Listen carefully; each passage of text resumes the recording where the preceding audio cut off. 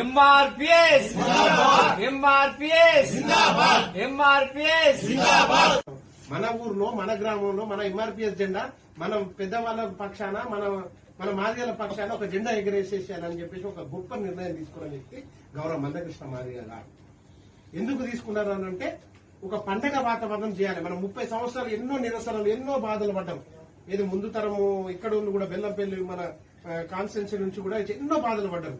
Railway station లో కింద పడుకొని పైన పడుకొని సభలలో పోయి వచ్చిన రోజులు కూడా ఉన్నాయి. చాలా మంది నేటి యువకులకు తెలియకపోవచ్చు కానీ పెద్దవాళ్లకు చాలా ఇవన్నీ తెలుసు.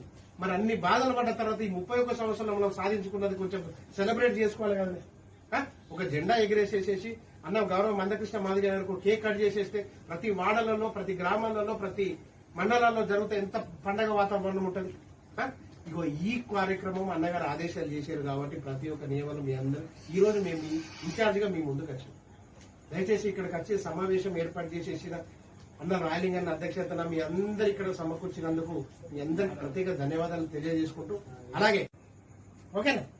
ఇగో ఈ సందర్భంగా రేపు ఇంకోటి మన మందకృష్ణ గారు ఈ రోజు వికలాంగుల పక్షాన వచ్చేసి ఒక ప్రెస్ మీట్ పెట్టడం జరిగింది. జూలై 3 తారీఖు జూలై 3 తారీఖు గనక 4,000 పెన్షన్ గాని వికలాంగులకు 6,000 పెన్షన్ గాని ఇవ్వకపోతే మళ్ళా ఎంఆర్పిఎస్ బిడ్డల సత్తా ఏంటో చూపుతారని డైరెక్ట్ సర్కార్ కి సవాల్ ఇచ్చిండు. అవునా కాదా? ఇప్పుడు ఆ సమస్య ఇప్పుడు మనం నిరసన చేస్తే ఒక మాది వాళ్ళకే వస్తుందన్న పెన్షన్ మాది వాళ్ళకే వస్తుందా? వికలాంగులు ఉండి మన మాదిగ బిడ్డలే ఉన్నారా? ఇది సామాజిక న్యాయమే కాదా? అంటే ఎంఆర్పిఎస్ అనేది ఇక తదుపరి భవిష్యత్ కార్యాచరణ ఒక మాదిగ బిడ్డల కోసమే కాదు పోరాటం.